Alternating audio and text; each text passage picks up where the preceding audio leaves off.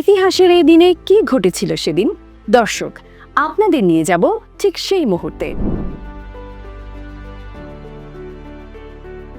বাংলাদেশের ইতিহাসে 15ই ডিসেম্বরের গুরুত্বপূর্ণ ঘটনা। 15ই ডিসেম্বর 1971 সালের মুক্তিযুদ্ধের চূড়ান্ত প্রস্তুতি।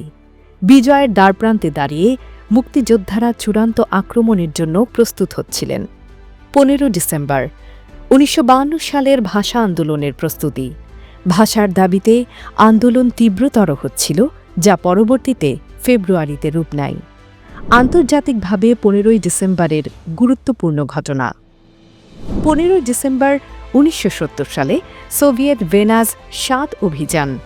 এই দিন প্রথম মহাকাশযান ভেনাস 7 ভেনাস গ্রহে সফল অবতরণ করে। 15 ডিসেম্বর 1961 সালে অ্যাডলফ আইকম্যানের বিচার। আইকম্যানের বিচার 1961 সালে হলেও ফাঁসি কার্যকর হয় 1962 সালে।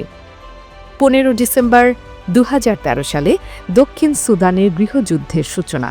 15 ডিসেম্বর 2013 সালে দক্ষিণ সুদানে গৃহযুদ্ধ শুরু হয়। 15 ডিসেম্বর 1939 সালে শীতকালীন যুদ্ধ ফিনল্যান্ড।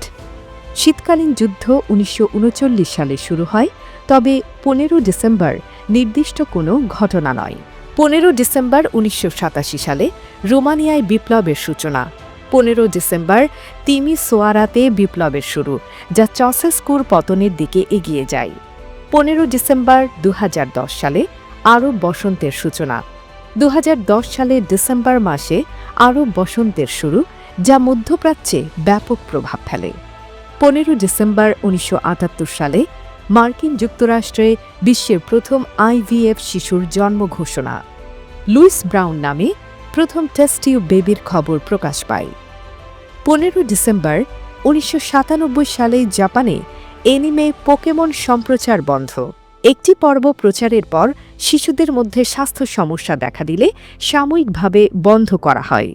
দর্শক, ইতিহাস আমাদের সচেতন করে, সমৃদ্ধ করে, বর্তমানে সঠিক সিদ্ধান্ত নিতে সহায়তা করে।